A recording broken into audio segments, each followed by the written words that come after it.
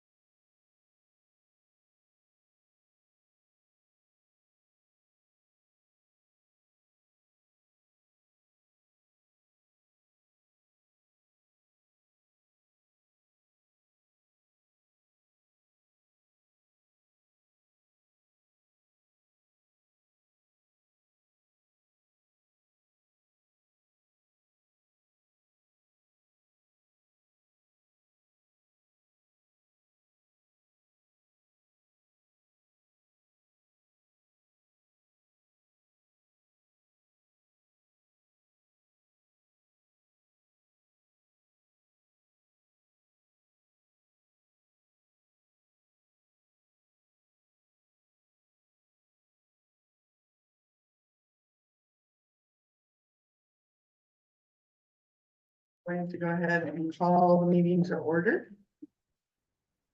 And I'd like to mention that the Nebraska Open Meetings Act legislates the methods by which public meetings are conducted. Information pertaining to this act is posted in the boardroom.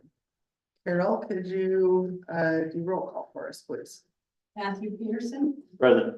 Emily Garrick, Present. Joanne Green, Present. Cindy O'Connor, Present. Skip Altig, Present. Angela Lacey. Present. And we'll review the purpose and direction. The purpose of North Platte Public School District is to prepare all students to be productive, responsible citizens in a safe, caring, supportive learning environment. Our direction is to prepare every student for success through high-quality educational programs delivered by highly effective educators who use innovative, research-based strategies in a safe, supportive environment in collaboration with family, businesses, and community members. Now we will move on to approval of publication of this meeting, and I'll entertain a motion. Make a motion to approve the publication for this meeting. Second. Roll call. Emily Garrick. Aye. Joanne Green, Aye. Cindy O'Connor, Aye. Skip Altig. Aye. Angela Lacey. Aye. Matthew Peterson. Aye. And it passes. So we'll move on to the approval of the agenda, and I'll entertain a motion. Good to approve the agenda as presented. Second. Roll call. Joanne Green, Aye. Cindy O'Connor, Aye. Skip Altig. Aye. Angela Lacey. Aye. Matthew Peterson. Aye. Emily Garrick. And that passes as well. I'll ask you all to join me in the pledge of allegiance. Pledge allegiance to the flag of the United States of America and to the republic for which it stands, one nation, under God, indivisible, with liberty and justice for all.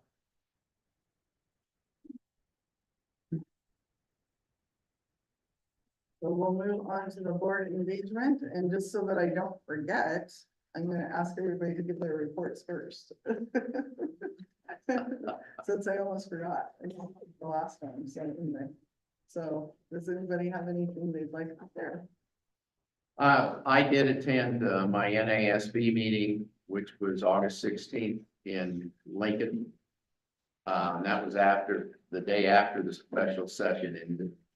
And we discussed what we all have heard, that they passed, that basically the 1107 money will be front loaded now into people's taxes so that you don't have to file to get it back. And that was basically the only area that passed, other than the caps they put on cities and counties. We also discussed that there will be a minimum of 15 new senators elected this year. And there could be more because there are some of them that are running for re-election in the Omaha and Lincoln area, both have contested races that are pretty close. So it could be as many as about 19, depending on what happens. And then they expect in January, Colby talked about, and he did at our area meeting too, that there will be more bills that will come specifically related to schools, school budgets and that type of thing. And it was actually the shortest meeting I've had in the years I've been on there. It was only about 4.5 hours compared to a lot of them that are about 7. So, that's what I. Anybody else? As I mentioned, I have a preschooler this year. He is very much enjoying his time at Buffalo. He every morning tells us we need to get going because he doesn't want this walking club. So, but I think I can't reiterate how lucky we are to have such a great preschool program in the district. Doing a great job, and he looks forward to going to school every day. So keep up the good work. I've talked to all the principals in my district since the start of school, and everything seems to be going great, and they're liking their kids and getting into a routine. I was just gonna share, obviously all of us went to the area membership meeting, and the couple of sessions that I went to, for both with motion hearing, which was not planned, but when I went to my second session and looked around and realized all 6 of us board members were already in that room, I figured someone should go to the other one. So, there was some really useful information there, I think, in thinking forward, if we bring, if we have new board members coming in on ways that we can kind of improve as a board of acclimating them to things, even like Robert's rules and the different processes that we go through as board members that aren't generally common sense for people. And so there were some good discussions in that room. And then the other one that I went to was kind of about like communicating with stakeholders in your community, and there was some useful information there as well. So that's all I have. Cindy, did you have anything to share from area membership meeting? I always enjoy it. I think they put on a nice informative class for everyone. Especially the ones that have legislative things coming down, because it just surprises me how many things they have come down, and all in trying to shove everything in a bill. It's just amazing to me how they do that, and it's very interesting too. So there were several of us that were at the new teacher welcome, and I thought that went really well. It's hard to believe, but that was just a few weeks ago. So, and then Angela and I were both able to attend. Dr. Eshelman had a leadership group where she had all of her incoming fifth graders come, and they talked about how they could be school leaders, and it was really fun to see all the kids come in and just be excited to see each other again. And they had Mr. Spatansky speak, and they had They just had all the 5th grade teachers and the counselor. It was amazing. yeah, it was a really fun thing. And they did a couple of team building exercises with them, and so it was really fun to see that. Really glad that she invited us to that. And then, of course, we were all at the welcome back and the area membership meeting, I thought was really good. Another thing that I was able to participate in this week, NASB has started doing the President's Circle Zoom meetings. And so I participated in that on Thursday, and they were talking about different ways that they're engaging with their communities, and especially over the budget and everything that's going on with the state legislature. So I thought I wrote down some ideas, and I think we'll have some more discussions on those as we move forward. So I think they're going to do those monthly. So it will be really good to be able to participate in those. So. All right, so I had 2 other things that I just wanted to mention. One was the consent agenda. After our regular meeting of the board earlier this month, Emily had contacted me and just had a question about why we voted on removing an item from the consent agenda, and just how all of that ran. And so I did some looking into some things and some asking about some things. And one of the things that I did is I went back through almost 2 years of our meeting minutes, just to see how things had run with the consent agenda in the past. And of all of the times that I could find that someone had asked to remove someone from something from the consent agenda, our process was not standard. It was pretty much different every single time that we did it. And so at least while I'm running the meetings, I have decided that what I would like to do is, after I read through all of the items on the consent agenda, then I will call for questions. So I'll just ask anybody if they have any questions about any of the items on the consent agenda, and that would give a board member an opportunity to ask a question or to maybe say that they'd like to remove an item and move it to a discussion and a vote later in the agenda. And then instead of motioning to move that item, we will just make a motion to approve the consent agenda as amended, and we won't vote on if we move that item off of the consent agenda or not. So that's what we'll just, so if somebody says they want to move something, we'll move it, and then we'll vote on the consent agenda as amended. Is that, So you're saying clear? that we can ask questions yes? after you read the consent agenda? I'm asking because No. 3 of the people in here yelled at me a couple years ago for asking questions. So after I read the consent agenda, I'll ask if anybody has a question. And yes, you can ask questions at that time. So just making sure that, just so that, yeah, we have a process and we have a consistent process, Mhm. hopefully, I and think that's great. that's what we're gonna do moving forward. So. Okay, so, and then the other thing that I wanted to bring up is, just in doing some thinking, Cindy had brought to us a month or so ago, that the committee of the whole just still seems like our regular board meeting. And so what I've decided to do is, when I get to the agenda portion of the meeting, I'm going to turn the meeting over to Dr. Rhodes to run the meeting.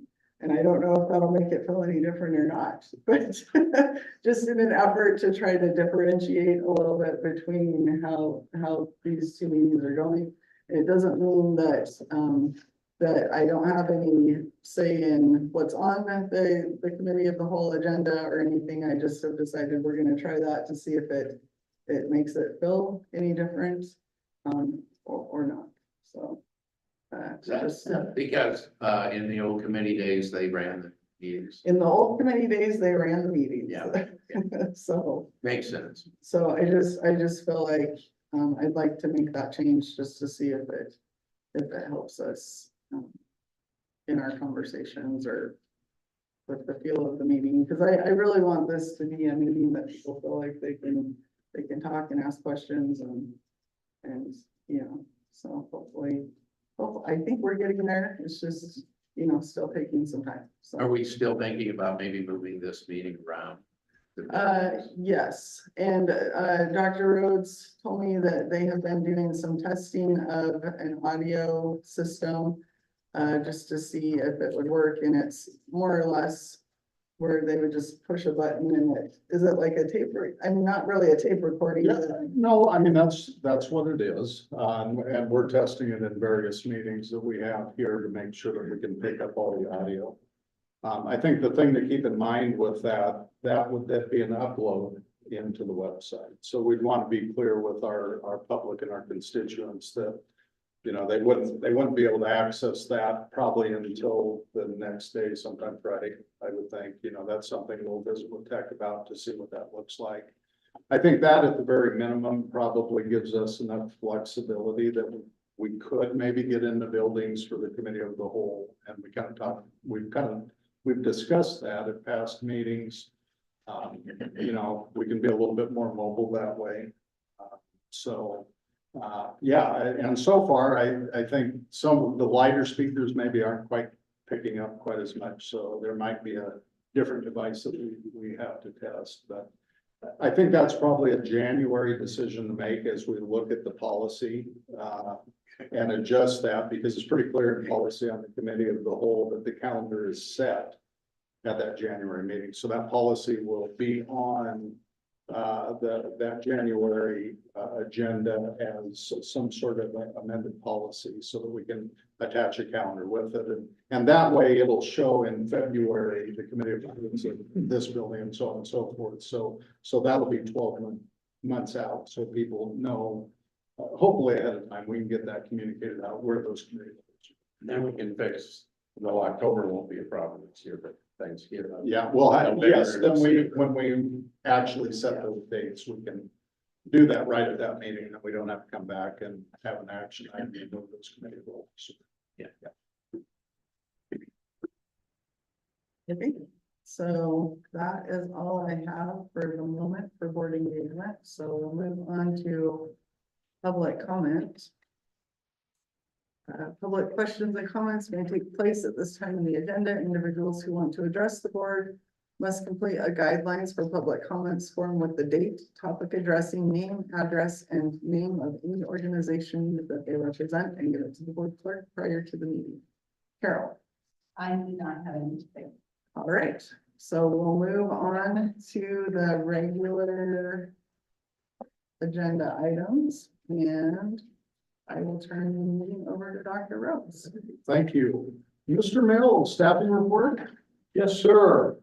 I'm sure most of you probably noticed that we had a hire and nobody leaving. Lincoln Elementary has become like the gem of North Platte Public School District. We, if you'll remember back, we were able to make a hire in July, which most of us haven't seen that. And then in August, we got together, we have a really big kindergarten class over there, 55 kids. And we really wanted to add a teacher if we could, so we did advertise, and sure enough, we were able to hire another kindergarten teacher for Lincoln, so we could divide up that into 3 sections. So very fortunate to bring back an individual that used to work for North Platte Public School District. So Lincoln is truly a gem, and to get a hire in August is unheard of in my book. So great news. The other big part of staffing is we're continually hiring paraprofessionals, which has been challenging. I'll admit that human capital is not there at that level either that it has been in the past. This year we have hired, so far we've hired 20, which is probably half of what we've done in the past with paraprofessionals. So we're doing a better job with retaining. We're working really hard to retain right now with the new people that we have, and checking in on them. And then we do have to add a couple others, but we've done some cost savings by not hiring back quite a few as well. So that's a big part of that process. So we're continuing with that. We do have got an interview set up tomorrow for another paraprofessional. So working with all the principals across the district on the utilization of paraprofessionals as well, because sometimes we thought we need some help in certain schools, we not need as many. So we're looking at those. We're making a move on that tomorrow as well. So constantly moving, kind of a moving target, but just wanted to catch you up to speed on the staffing of where we're at right now. When do you start recruiting? Never quit. Never quit. I don't have any ads up right now, but recruiting season is upon us in September. I did add both of those from last year, from the Colorado one, so I'm going to continue with those. So we have all those completely scheduled through this fall till end of October. How is the pair negotiations going? Is that done? No, not, Kevin and I got a email from the lead negotiator to meet, and then just due to some changes in some schedules, that was put off until September 10th. And at that point, we don't know what's going on, other than they would like to meet with us on the 10th, and that's it. So, and they had just reached out to Kevin and myself, so we don't know what's going on at this point. We haven't heard. So, Good question. I think it's probably important to know and to communicate as we look at kindergarten a little bit, because you know, we strive to keep class sizes between 20 and 22 at the K1 and 2 level, and keep those classes a little bit smaller. And when you look at enrollment, and then Mr. Simpson provides at our regular board meetings, you will notice that particular cohort of students, that is our smallest group of students. We have 238, I think, as of today, students. And so all of our other buildings really had the student to teacher ratio that we wanted, you know, 20 to 22, right around in there. And then we had this blip come up with Lincoln, and they have 55. I think they're up to 57 as of today. And so those 3 sections at Lincoln are 19, 19, and 19. And so, you know, between Mr. Mills and I, we really kind of went back and forth on this, and we looked at our other buildings, you know, about maybe movement of teachers and those different types of things. And we do have a couple buildings that have fairly low numbers for kindergarten students, but to move, and they're two-track. But to move one of those teachers out, all of a sudden, then they would have a class of 27. So you were solving a problem in one building and creating a problem in another building. So just to give you an idea, the average class size of that kindergarten cohort right now is 20.38, I think is where it's at. So we definitely are meeting our goal of being in that 20 to 22. So just a really unique situation. I think Lincoln's up 45 to 50 kids as compared to a year. They've really seen an increase in there. I think we're fortunate that you were able to hire and then handling the situation is really good, especially for kindergartners with, you know, the amount that they would learn in that year. Absolutely. So many of those classes are three-track then at Lincoln. Lincoln, just the kindergarten. just the kindergarten. That's the only three-track across the district. But Lincoln building is Is it able three-track? to have three tracks. Yes. Needed progress. And Jefferson. as well. Yeah. Yep.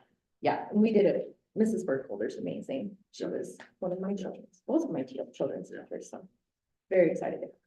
You know, when we first discussed it, I'm always a little, maybe doubtful, a little bit pessimistic to make a late hire because we know we're in a teacher shortage and kudos to Mr. Mills because we've been able to fill those positions. There is a resignation attached for your eyes from several months ago that we didn't know if we were going to be able to release that person from their contract because they had already signed their contract. It was a very, very late resignation.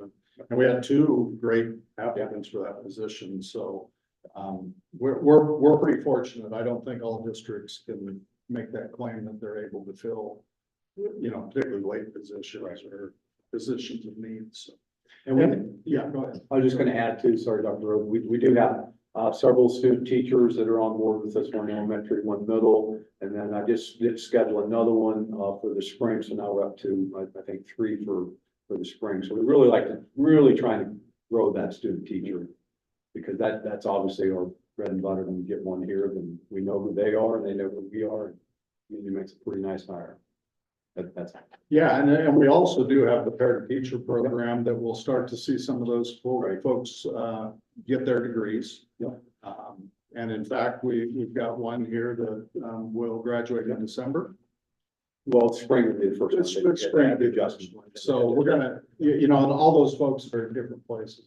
They've got 14 or 15 of them are at different places in the program, which really is quite helpful for us to be able to kind of slide them into a teaching position in the district. So questions that maybe anybody has or comments for Mr. Mills and staffing? I was just thinking as you were talking about timing and late hires, it'll be interesting to see as our community, as we bring people potentially from outside that might be coming here, whether it's for the meatpacking plant or other developments and could be a spouse of someone.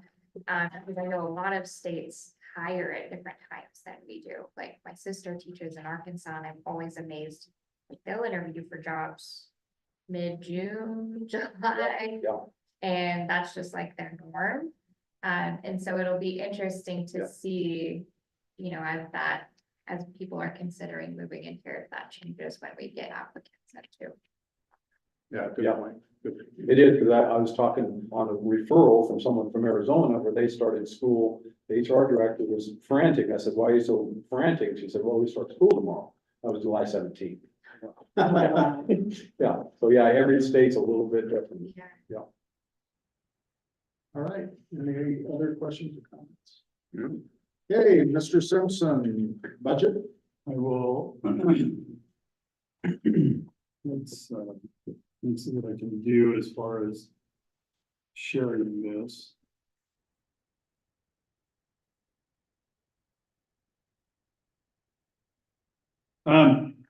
We have. We have attached.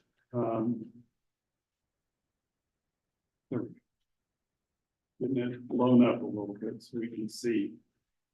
First of all, let me take a little bit of history. I don't want to take a whole lot of time, but we had a budget workshop on July 16th. And then we had minor discussions at the committee of the whole in July, board meeting in August. And then on August 21st, we had another budget workshop that really took into account our certified valuations that we got on the 20th. And then from there, address with the board, and we'll just call them Plan A, B, and C in regards to funding our budget moving forward. And, you know, we had multiple discussions, really good insight on what the board wants to do. And after that, we sent out to the board last Friday, sort of an update, calling it Plan B, B1, and C. So basically saying, going to be, because that piece is in here.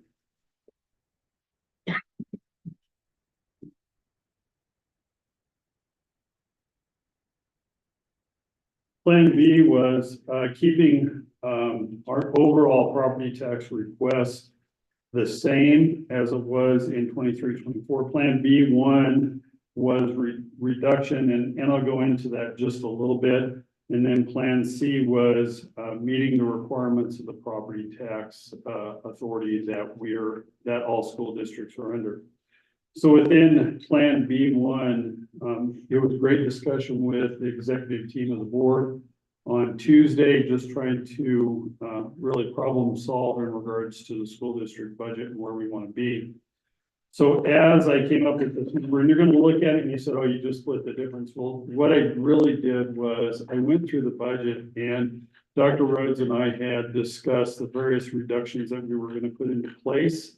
I identified that, reran a detailed list of where we were going to be on expenditure side, and then rolled those back up into the difference in property taxes. So it wasn't like I was like just splitting it, but I wanted to see where we were expenditure wise and then move forward. And then from there, if something was at an anomaly, Dr. Rhodes and I would have been sitting down and talking about, do we need to do other cuts? Do we need to make modifications in the revenue? What do we need to do? But we came up with B1. Number one, it's a 1.1 increase in overall property taxes.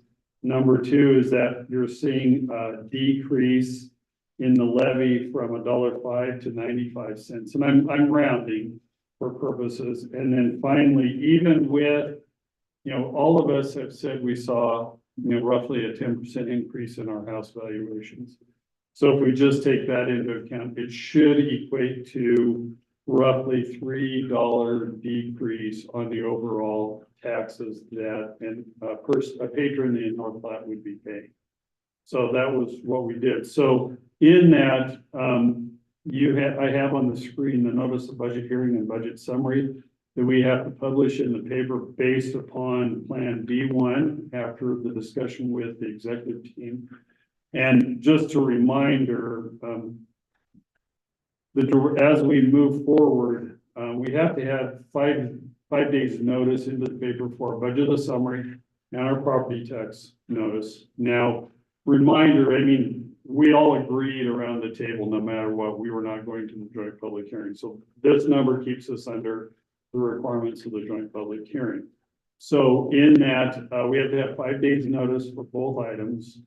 So trying to plan it out with either the telegraph or the bulletin, depending upon when the publishing occurs and how we have to get it into the paper. We're sort of under a tight time frame as we're shooting for September 9th. So I tried to keep it short as we've really had multiple discussions about the budget. So is there any other additional? Maybe if I could maybe interject, when you say there is a 1.1% increase, you're talking about the property tax request that falls under the $1.05. Correct. You're talking about the general fund And the building. and the special building fund. Correct. So what about total tax asking with Plan B1 versus 23-24 tax asking?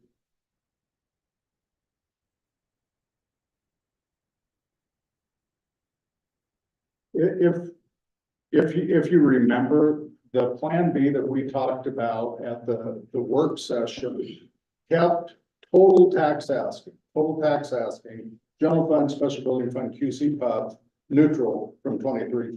There was no increase in the tax asking. This, I believe, is a decrease of what, approximately One point- 420,000. Yeah, which is about a 1.4. So after we had sat down looked at that plan B again, we kind of went through some line items in terms of potential cuts that we could make. And still keep, I think it's important everybody knows, still keep $500,000 designated for cash reserve. That's not on the table as a cut with Plan B. We're gonna keep that in the budget. It also keeps the special building fund whole as well. And if you remember, C reduced that down to 303,000, but this would keep the special building fund at 757,000. So, you know, we're reducing total tax asking. We are increasing the general fund total tax asking by the 420,000 or somewhere right around in there from 23. But overall taxes with the QC buff, we'd be asking for less from our taxpayers with Plan B1, total tax dollars. Did I say that correct? Correct, you did. I'm glad you clarified it because, I mean, I was making the assumption, you know, that we had already seen it, but I think for, you know, the patrons out in the community, as, you know, it is good to clarify that piece, so thank you. Did you say you sent that out? Because the one on the weekly report still just had the A, B, and C. This was earlier this week. So we met with the exec team. Came out, you're talking about when we got this. Yeah. This is the stuff about. And I will send that out with tomorrow's update, or we'll make copies for you before you. Yeah. Okay. Yeah, you could do that, it'd be helpful. I mean, I can visualize it. I don't From see it. this. No, I think it was just That's three. which night? Yeah, that'd be helpful. Thank you. I didn't see that. Yeah, we'll make copies real quick. I thought you can actually, About this. then you can Yeah, actually. no, I'm sorry, I thought it was going out to weekly update and that's better. It's okay. So, I'm glad the reserves are staying there. well, and I think that's one of the things that, so when the executive team met with Dr. Rose and Mr. Simpson, that was something that was important to us as well, is that, that stayed in there. And then also, there are just conversations about, what the original C proposal could do, you know, as far as not putting money away into certain funds. We did talk about that, there are still some things that will have to be finished up this year with Eisenhower and with the Performing Arts Center, I think, is that right? Just that ESSERS didn't cover and that we Right. would have to still finish up some things with that. Yeah, and we still have a good chunk with Performing Arts Center that we're gonna have, but we knew that was trying to put away money in reserves, Right. but it's still, you know, sitting Something out that there. has to be, and then the other thing that we talked about is, the lights at the football stadium. And that might be something, I had a conversation with Skip and he told me that those lights were actually installed in the early 70s. Correct.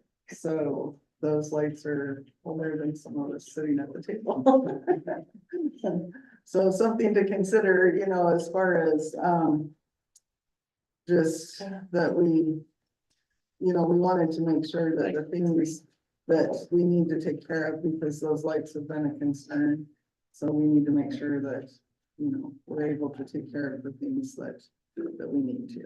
So, Cindy or Emily, did you have anything that you want to add about our discussion? Yeah, I will share just from my perspective on maybe some of the questions that I personally had between B and C after the workshop and kind of my thoughts on B1. So after we met before, I don't think any of us felt super great about not putting money in reserves when it came to Plan C. And there were things about Plan C that I liked, because I do think that we really, and we discussed this, we really need to scrutinize our expenses. And so I had asked the question of, obviously Plan C was not putting money in reserves and it was lessening what we were putting in that building fund, but there were other things that were being cut expense wise from Plan C that had not been cut at Plan B. And so I had just brought up the question of, are some of those things that we could still take out of Plan B? And I think I called it B.5, like a compromise, to be one of better. Still make those expenses, because we had been assured that Plan C would not come close to depriving our students of something that's necessary. And so I felt like there were probably some things there that we could still look at. But I think in the spirit of being fiscally responsible in the long run, both as a district and to our taxpayers, I think it is wise for us to still be putting money into reserves and to make sure that we are planning for building needs. Because if we're not doing that, at some point that will catch up to us and we'll have to pass something special to then pay for a big project. And so I think that is important to realize, that it is planning for the long run. And I think in the long run, it is better for our taxpayers to be doing that. And ideally, that would remove the necessity of us having to do a line of credit in the future. Once our reserves are built up, that's something that we wouldn't necessarily have to keep putting a lot of money into, but just be maintaining them, which gives us some options in the future of maybe reducing that out of our budget a bit. And so I feel really good about kind of where we landed. It feels like we're really prioritizing, still taking care of our buildings, still making sure we're financially sound with reserves, but still scrutinizing our expenses. And so I like that. And I think the tax part is confusing for people, because they look at it, and if we do have to vote on this percent cap increase still, and it looks like it's a tax increase from general fund, it's a shifting of those funds. And Yes. so taxes and QC puff were still taxes that were going to be paid. So it is still a decrease in taxes. It just is falling in different categories. And so that is something I feel really good about, that we can say to our community, hey, we listened to you, and not only are we not increasing your taxes, we're actually lowering them. So I am proud of that being an option that we can offer. In looking at this, I'm in agreement with you. No way I was gonna vote for C. I can tell you that right now. Without any money in the reserves, I would not have voted for it whatsoever. Because I know that reserves are, every workshop we go to, they talk about, you gotta have money in reserves, don't start taking out, and the next thing you know, you have a problem. And the building fund as well, because, you go back years and years, that created some of the problems that we had at the old high school. Was just, no upkeep didn't happen. The maintenance. part. Yeah, the maintenance part did not occur. And, and then this building now that we have is 22 years, we've been in their school. Yeah, I know. So, there are things that will have to happen. So I like the compromise part. I do. Yeah, I think it seems like a reasonable kind of middle ground. I too like the idea that we're not reducing the building fund. That the reserves part was big for me too. So I'm glad. Remind me again that the 500,000, what will that get us up to reserve wise, Well, percentage wise? I know it's not where we want to be yet, but the idea is if we can maybe just to let you know, when I increase it over the years. When I went through the reserves and just talked to you about it at the board workshops or at our committee as a whole, for 22-23, we were at 13.3%. So we're gonna try to get ourselves up closer to, 20%, but we're gonna, it may take a while, as Emily said, but we're gonna work on that process to get it up there. But this is a good game. Yes, and the other thing is that it's always based upon our expenditures, and you have to remember in 21-22 and 22-23, we had large expenditures because of ESSERs. And now that will be gone, I mean, we have some this year, so that'll basically look at our expenditures that way, but then in the future, that percentage, that total overall expenditures will go down and the percentage will increase way different. And just as a reminder, statutorily, and it's all based on enrollment. Right. But a district our size statutorily can have 25% of overall budget increase. Little D schools can have 45%. General rule of thumb has always been in the world of school finance, 3 to 4 months. Payroll and bill pays should be in reserves. So to Emily's point, you don't have that line of credit during those months where you're not taking in property taxes, so. Well, and that was something that we discussed, is that during the month of July, we were actually having to, because we were negative in our reserves, was that? Let's go back. We get big property tax payments in May and August. August payments that are paid in September. Those 2 big months are when people pay their largest share of property taxes. So right now, we're relying on our reserves until we get that big payment of property taxes coming in around September 10th for August collection. So your school districts are always relying upon their reserves, and noticing the graph, if you remember on the cash flow, when we hit January, February, March, those are our times that we rely upon the reserves. Now we're relying on our reserves again until we go into September, and then all of a sudden state aid flows in, other items flow in, and then we're whole for a while again. And also, it was pointed out that there's going to be a few changes as far as accountability.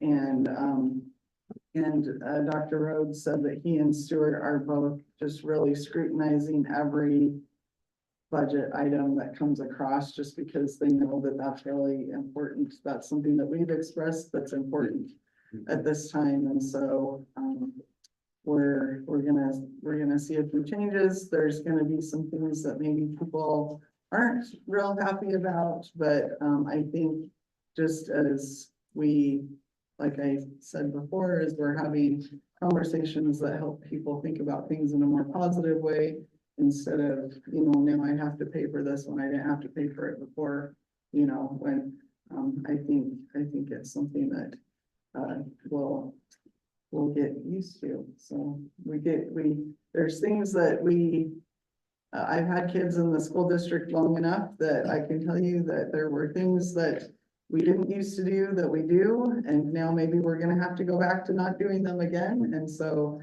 it's just kind of the cycle of the way things work, so.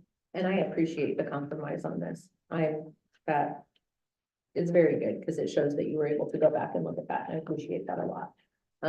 I do think that we need to keep looking at it and keep thinking, because just like Senator Jacobson said when he was here, they're going to start looking at administration costs. And so, and I want to make sure when I say that, it's not about principals administration costs. I mean, it's going to be about the McKinley building and everybody here. Well, So we need I to really do that too. think what the state will do when they take over if they take over the general fund budget, is that they will be scrutinizing every expense the school districts, and not necessarily just upper administration. So there's gonna be a lot of scrutiny, and unfortunately, some of our smaller schools may feel it's even more than so. It will be interesting to see where that goes moving forward. But yeah, hopefully we can keep us in a position where we're not taking one step forward and 2 steps back. I hope we can just keep moving. So you don't have an idea when this will be published then? Tomorrow when Sheila gets back, Dr. Rhodes and I and Sheila will be working at getting this uploaded into the required document online that we have to do to get published. We're hoping, we would hope by Saturday, I don't think Saturday, hopefully by Tuesday at the latest Thursday, so we can get it in Next week. for this, next week. Because, we meet a week from now. Yeah, Right. well, I mean, we'll get it on, I mean, there's a portal now. And I think Matt indicated it's in California somewhere, so we put all those notices in, then they kind of do their editing and drafting so it fits properly and it's proper size, and I'd be shocked if it isn't in Tuesday's Okay. And remember that it's gotta be in a published paper of circulation within the district. And With a so 5-day notice. 5-day notice, the day of the notice in the paper counts as one of those days. The day of the meeting does not. So, yeah. And then- Strictly according to statute. And no matter what, and obviously we talked about the notice about a hearing, which this is for expenditures only. And then we have one for property taxes. But no matter what, and I'm just saying, school districts across the state have to have at least 2 action items and have to get it adopted because we're required to get that uploaded to the auditor of public accounts by September 15th. So just, you know, I don't mean to be a tight time frame, but we do have requirements that we have to meet. And I think it's important that the board be thinking about in the event that for whatever reason it can't be published and noticed within that 5 days before the 9th. We would really need you to look at your calendars to have a special meeting. And we could, that since it's so important that you have the date and the time and the location of that, where those hearings are gonna be, we'd need to have some consensus of what that looks like. Now, I don't think that'll be the case. I think we'll be fine. If we run into issues with that, this would be a good example of why we added the Omaha World Herald into that policy as a paper of circulation.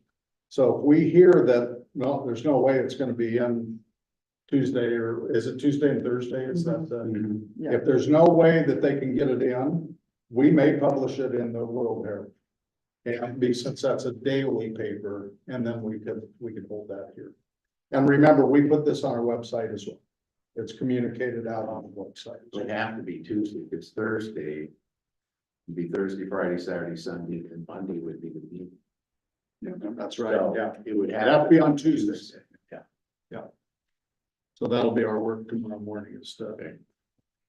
Is there, so in the, hopefully this doesn't happen, but in the off chance that we're not able to publish here and we have to publish in the whole world, can we maybe take some extra steps on our part as far as sharing that publication on our social media or different things to our local patrons would be more likely? Well, the document that's attached, we can get that shared out on social media as well. Cause that would be my concern, like I wouldn't have something published in the. Right. I mean, that's We not could- something I read regularly. We could also, I mean, realistically, we could publish the World Herald to meet our requirement. And still. Still need to telegraph on Yes, Thursday. absolutely. Even though it would be.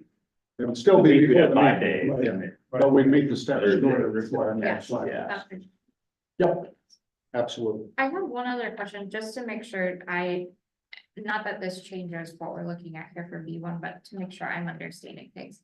So when we're looking at things like the growth cap percentage that the state has put in place that will require that super majority of the board, that is just taking into consideration that $5 cap of levies. Is that correct? That The is general- correct. Okay. Yeah. that's So correct. I think that's an important thing. That's obviously been something that I have not been in great favor of, voting to essentially override that.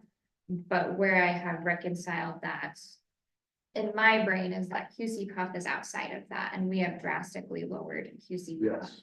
We could technically be asking more money from our taxpayers if we increased QC puff. And it wouldn't require us to do the super majority That's vote. correct. But this is, in my opinion, the much more responsible way. Instead of utilizing those QC puff funds to be putting money into our cash reserves. So I just wanted to be clear, because that's something that I've been fairly vocal about Yeah. not being in favor of. That's how I have reconciled that. So I think it's important. There's probably people in our community that may look at that and go, well, what are they doing? But understanding that it is actually still decreasing their taxes, and it's the fiscally responsible way to do it. I think that's an accurate assessment. Okay. One thing about the QC plus, that we're down to the last 2 years of our bond payments too, which everybody needs to know we're gonna be getting those paid off too, which will be a really positive for the school district too. Absolutely. Other questions, comments? Thank you guys. I know you spent a lot of time on this, so appreciate it. Thank you. Yeah, Nice job. Okay, sped strategies, Mrs. Johnson.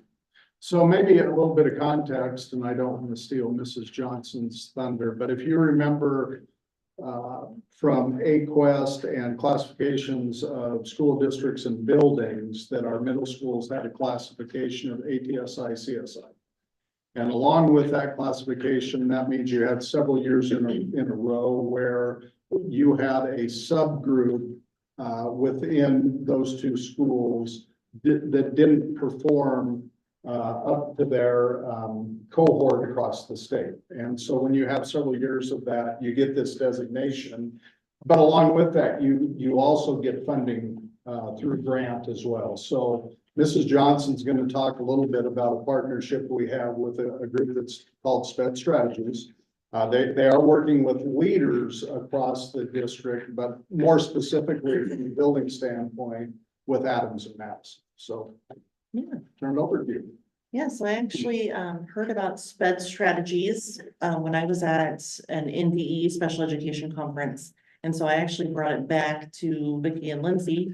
And then when we had this grant available through NDE, the three of us wrote a grant so we could kind of get SPED strategies in our district, which is kind of how that rolled out. So really, this is between NDE, us, and SPED strategies. I just kind of want to talk a little bit about who's being trained, because it's not like a one and done type of professional development, and it's not just like one building or one group of people. It really is across the district, which I'm very excited about. So the first part was district level support. So SPED strategies really wanted to get everybody in the district level the same base knowledge. So then we could also support our building leaders better and our teachers and our paraeducators. So that was the first step of our professional development. The next step then is our administrators. So that also includes the directors, but all administrators. So that's from pre-K through the high school, all administrators were trained and this is ongoing. So it's, again, not just one and done, it is ongoing. So we have 4 3-hour sessions as administrators, which includes all the principals and deans. And then we also have 5 virtual 1-hour collaborations. So it's ongoing through the school year. The next one, then we did do classroom level support. So that's when we really fine-tuned it to Adams and Madison. And these are all educators. So it's not just like this is district-wide for all teachers, not just special education teachers. So they actually have 7 3-hour sessions. And then they have 6 virtual 1-hour sessions. So again, this is ongoing. It's not just one and done.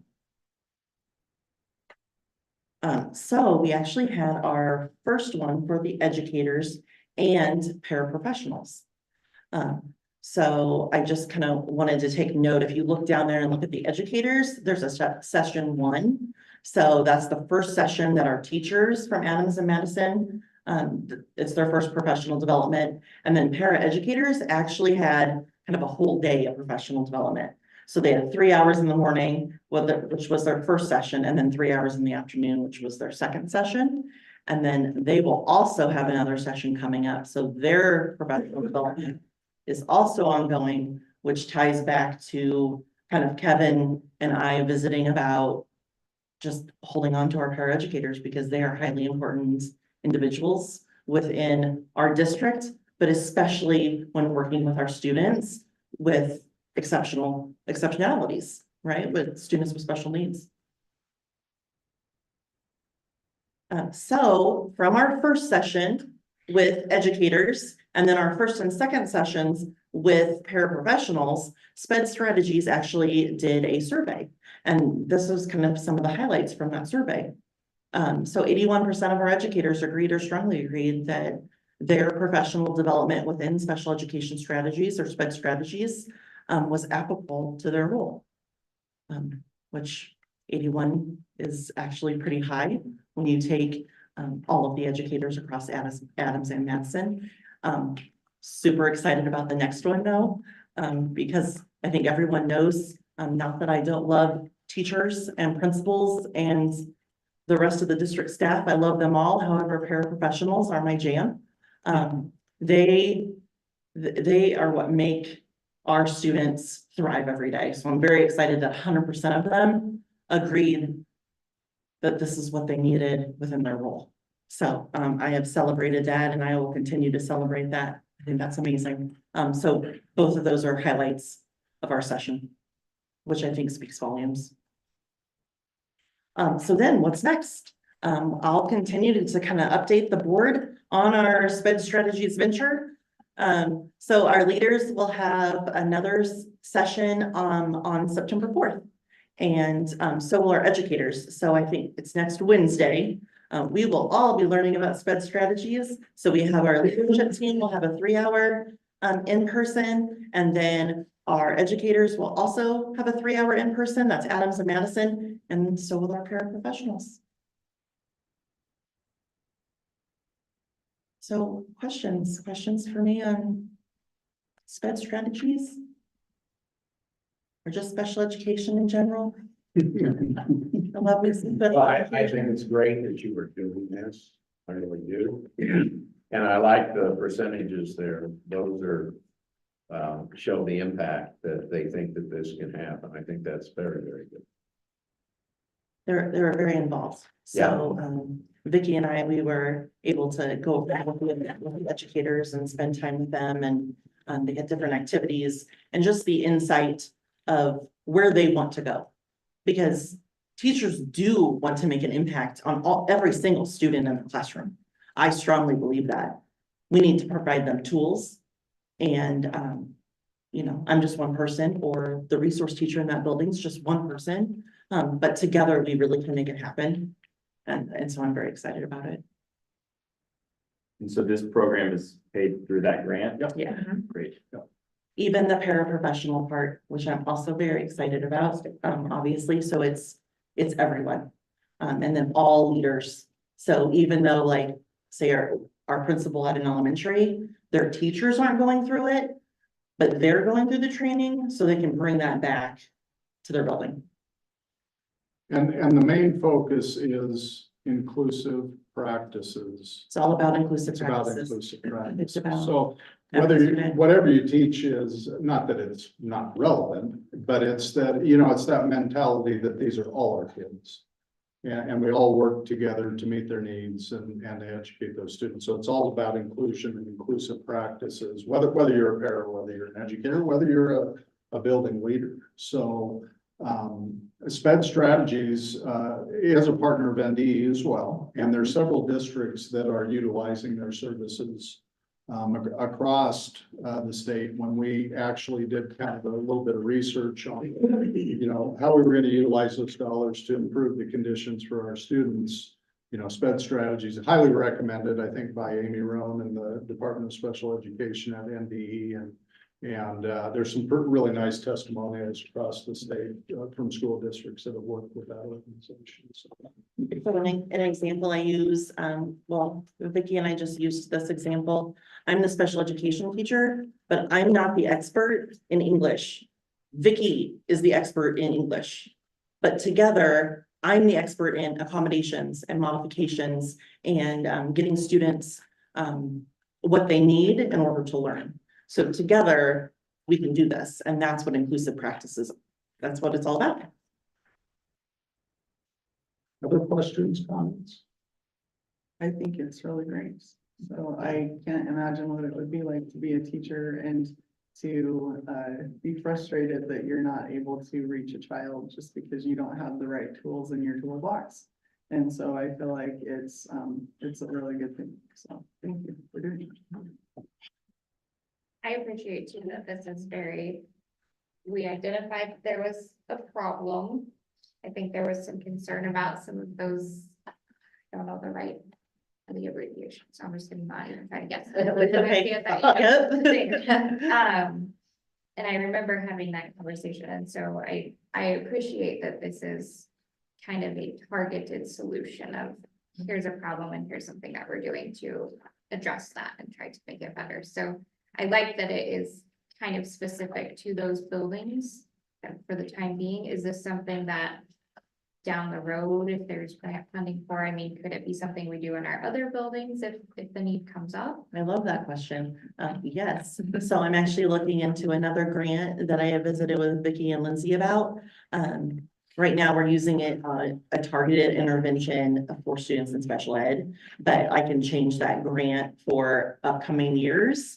So we can access funds to keep moving with it if it's beneficial and all that stuff, so. Fantastic. Yeah, that is great, because I mean, you can say we need to work on this here, but all of our buildings, like, our kids funnel through all of Yes. them, so there's never a problem that is just this building's Correct. to fix, so I like that, I like that we're starting with addressing that, but there's option to expand that. Great, thank you. Okay, any other comments or questions? Okay, thank you.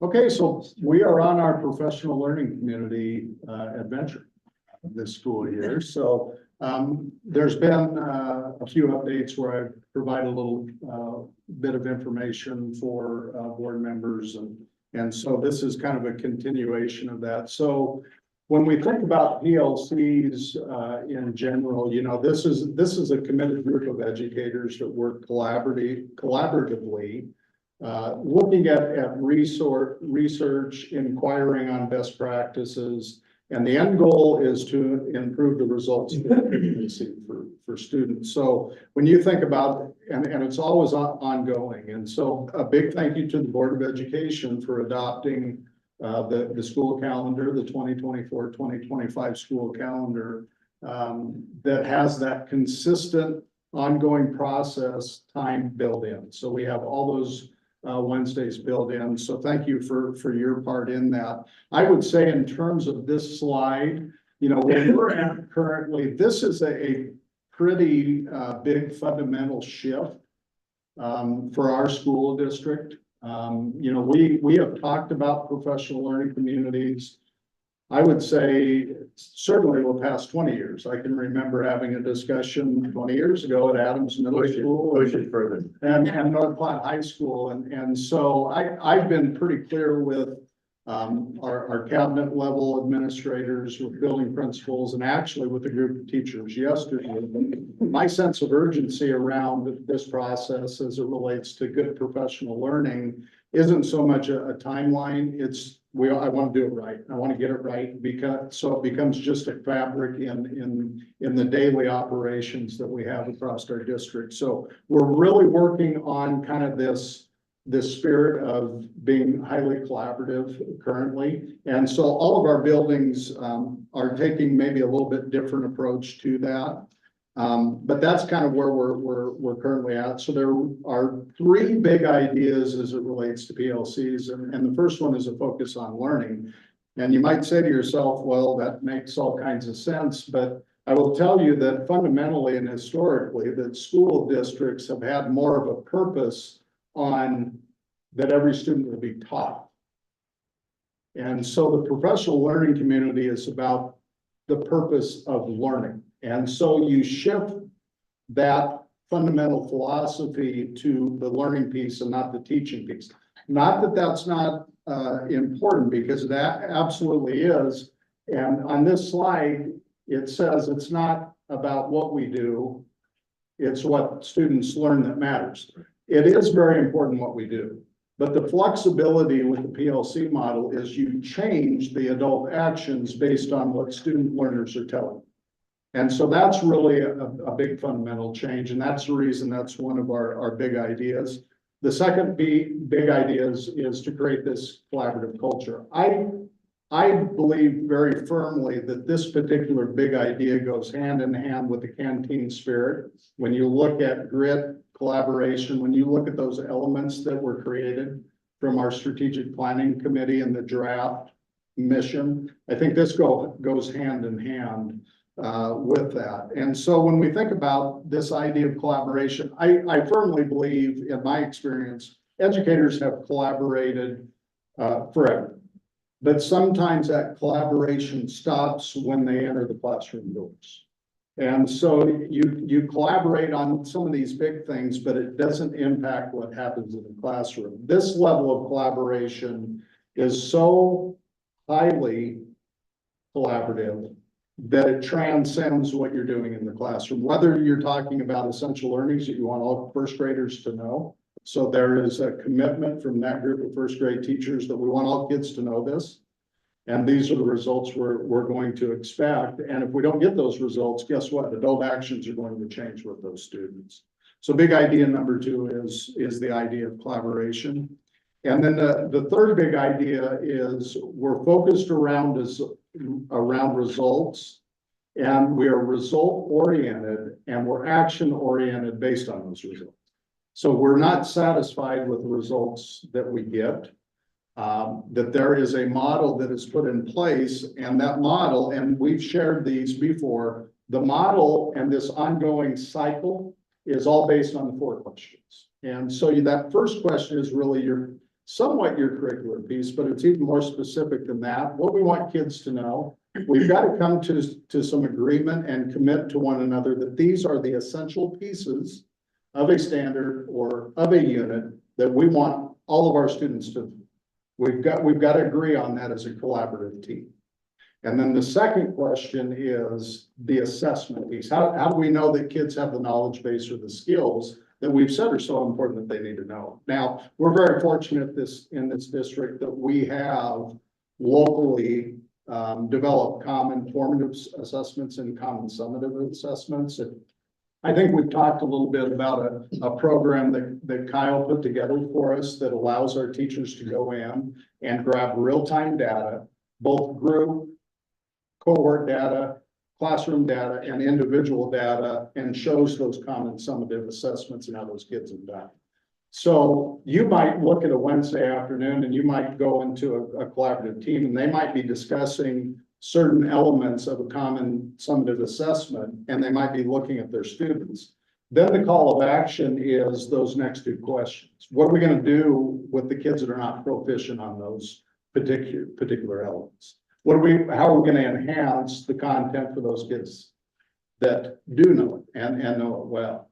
And then you might have reteaching, you might have new strategies put into place. So, again, I say it's a call of action once you get to that point and you're looking at that data from students. So very much result oriented, and it's about all learners. If we've agreed that these are the essential learnings that all students need to have, then all students need to have them. And it's up to us to make sure that we do our very best to do whatever we can to get them proficient or to master those particular elements. And we have some work to do across the district in terms of that. We have a curriculum that's based on the state standards in the 4 core content areas. We have unit guides that support those standards across all grade levels and content. And now we've got to hone in just a little bit more. So we've got some work to do around that. Kind of where we have been the last 3 weeks. So on the 14th was our first Wednesday. It was our first early dismissal. And on that 14th, we had in place grade and content level meetings across the district. And so secondary, for instance, secondary science were all together 6 through 12.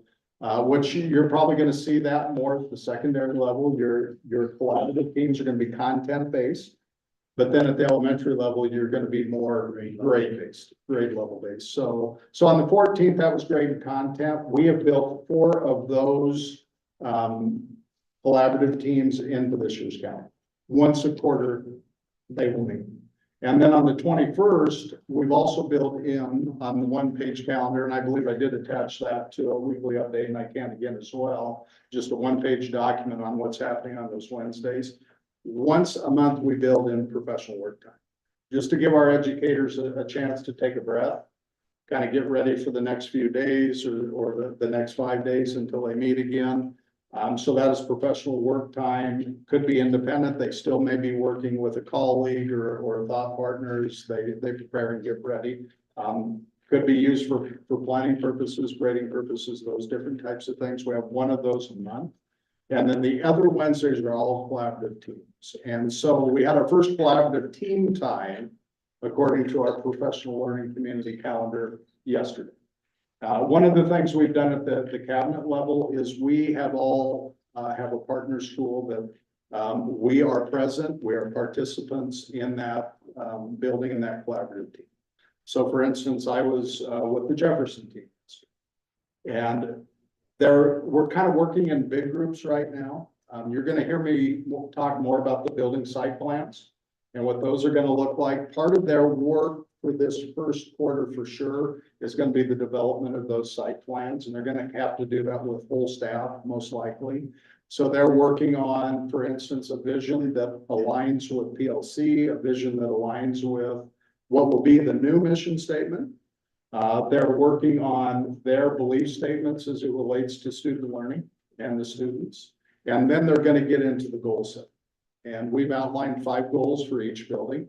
And as a district, we are here to help them develop and implement those goals as they go through. And that becomes their site plan, academic goals, behavior goals, attendance goals, state assessment goals. And then of course, locally, we have our common summative assessment goals that we build in, which will really go nicely with our collaborative teams at each building. So a lot of work is happening. I know I spoke with many of the cabinet members today, and the buildings that they were participants at, there was just a good feel. So, you know, we're building that collaborative spirit. So, but this takes time. This is a big fundamental change.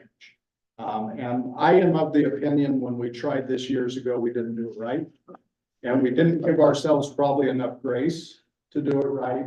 And I want to be sure that at the district level, we are giving our teachers and our principals grace to do what they need to do and get this right. We may fail forward with this. That I think that's something that I certainly am prepared for.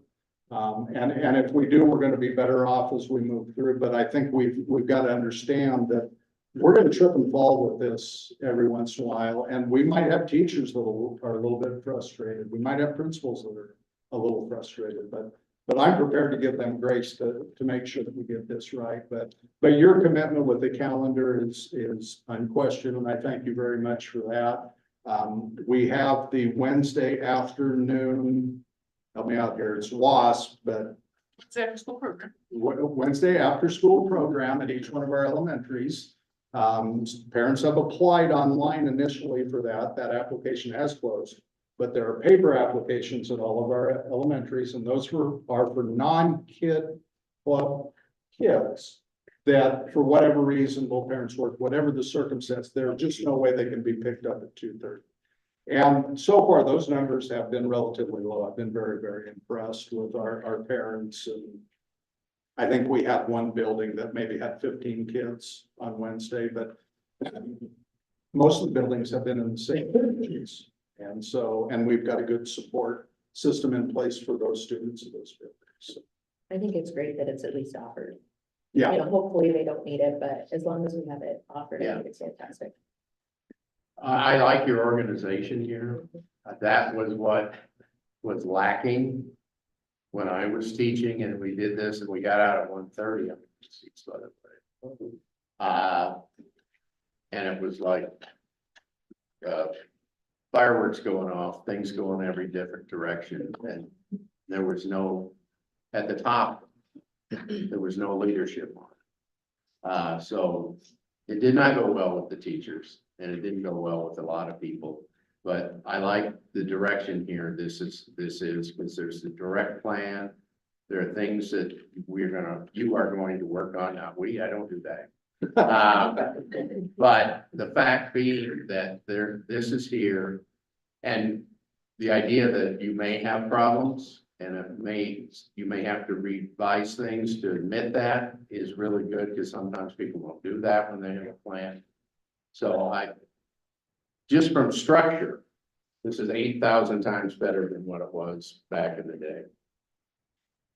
I know it's early, but are there plans to assess midway through the year how things are going and get feedback from teachers? So, and those kind of things as far at as- the end of the day, the number one assessment is your student results. I mean, quite honestly, if you read any literature around professional learning communities, The end result is what your kids tell you. And so if we're reaching, if we are having better outcomes for our students across this district as it relates to what we think is essential as educators, and we're doing that in a highly collaborative manner, then those are the two end results that I think are going to show you that it's been valuable. Now, will we survey teachers? Absolutely. Yeah, we'll do some climate surveying with our teachers and our staff. I think what was so, it just was really kind of a neat feeling yesterday, at least at Jefferson, was the amount of energy after a pretty long day of teaching that, you know, I was able to partner with those teachers. I mean, I think teachers want this type of environment. I think they want a thought partner.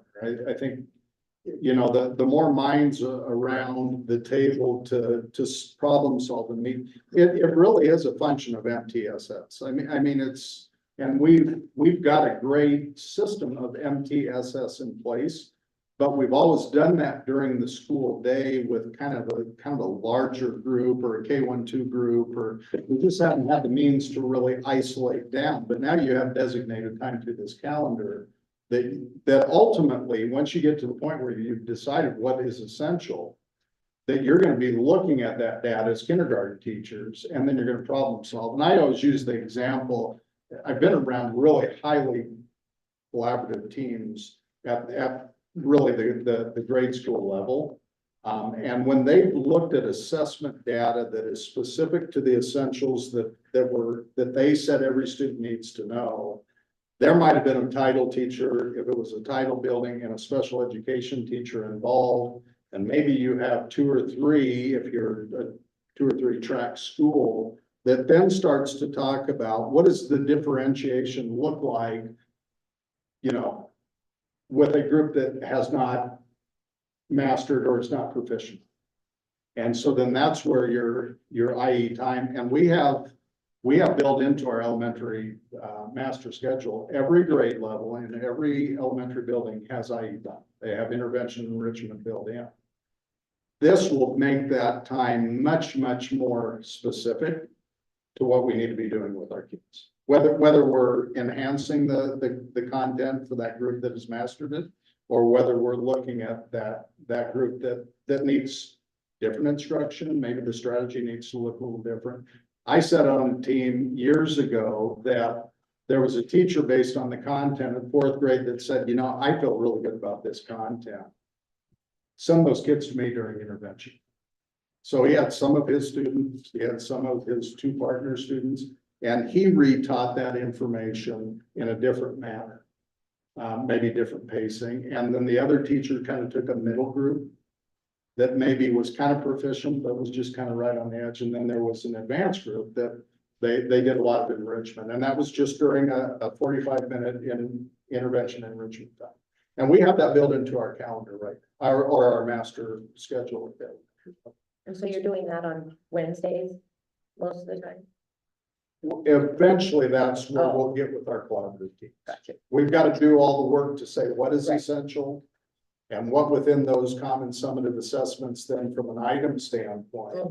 And see, that's the work that is, you're working with content that's ahead of you. Right. We're not asking our teachers to look right now at what they're teaching and say, okay, here's what's essential. So it's going to be the next term or the next semester that those discussions take place. So it's a great question. When is your thing? When are you teaching the teachers and the parents and Also on Wednesdays. also? Yeah. So just kind of, And with So the Adam, yeah, alliances- good question. Adams and Madison have a little different Wednesday schedule. oh, They still have collaborative team time built in, but some of that collaborative team time is sped strategies. And PLCs, like they coincide with sped strategies, right? So we want to make sure that we're using inclusive practices even at tier 1 in the regular classroom. So then we have less students who need that tier 2 and tier 3 support. So it really does, I don't know, that's what probably excites, I'm speaking for the 3 of us, but kind of all together. that kind of excites the 3 of us Yeah. because Mhm. it's all related. Yeah. Sounds fantastic for the kids. Great reports. Anything?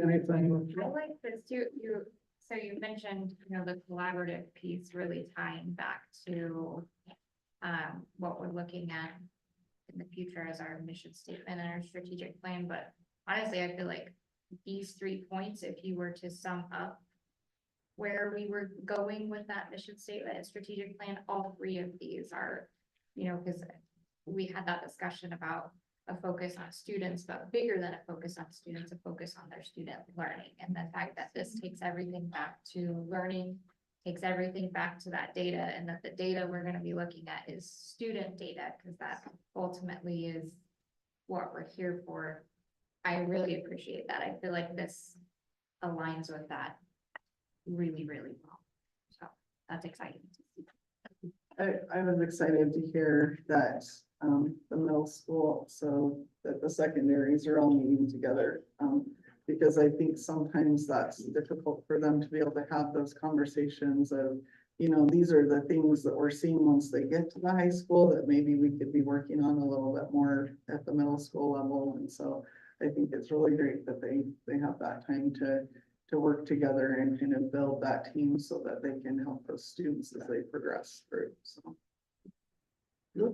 I can tell that you're excited and passionate about Pretty it. excited. Obviously, I think trickles down. Yeah, so the fact that you're. Well, I would agree with Emily. I think we have really at the district level, we have tried to tie everything together. And I think that's been historically a struggle for a district our size, is because you're so, broad across your district. Even each one of our elementaries are not the same, so they have their different needs. So to try and have a singular focus, and I agree wholeheartedly with Emily, and I felt this way during the our school improvement visit when they came back and they talked about recommendations and commendations. I kept thinking to myself, if you can align the new strategic plan with what that school improvement team told us, and then put a model in place that is, this is good adult learning. And I don't know if I mentioned this, the other piece of that the focus is on learning is job embedded adult learning is taking place now on every Wednesday. By getting together with colleagues and talking about curriculum, that is job embedded learning that happens. So to steal a word from Emily, everything we're doing from a professional development standpoint, mostly other than SPED strategies, is really organic inside our professional educators. I mean, we have experts across the district that, we need to learn from, and that's what happens with a learning community once you really get it up and going. And again, I think structural and foundation, those are the things that we're working on for this year for sure. Well, and it's nice that the teachers are able to get together, because I know that there was a time with the early out Wednesdays that I had heard from teachers that, maybe the Lake teacher wouldn't be able to come in and meet with some of the other teachers of their grade level. And so, and they just expressed that, having a conversation over the phone isn't necessarily the same as being able to be together in person. And so I think there's a lot of really great things, kind of like Skip said with the structure of this, that it sounds like we're going to be able to expect some really great things as we move forward. I'm excited for what it could do with staff morale and even long-term maybe retention as well, because teaching can be a lonely profession when you're the only grown-up in a room all day long with children. And having that time to collaborate, I think maybe for a lot of teachers that could help prevent some of those frustrations and burnout feelings that they. So I'm excited to see what that does. All right, I will entertain a motion to adjourn. Make a motion for adjourn. Second. Aye. Aye. Aye. Aye.